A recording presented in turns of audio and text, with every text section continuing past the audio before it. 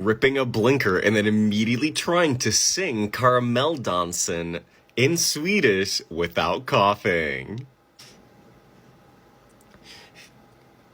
Vi undrar, är ni redo att vara med armarna upp? Ni får se. Kom igen. Alla helst kan vara med. Så rör på era fötter.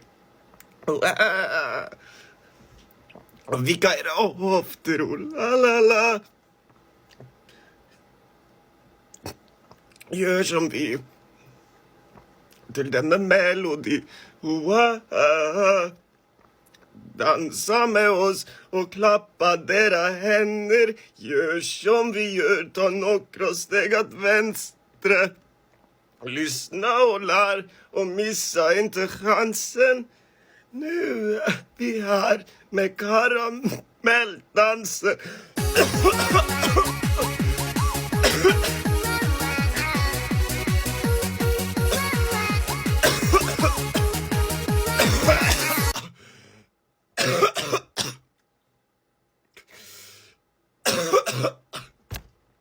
Got him last.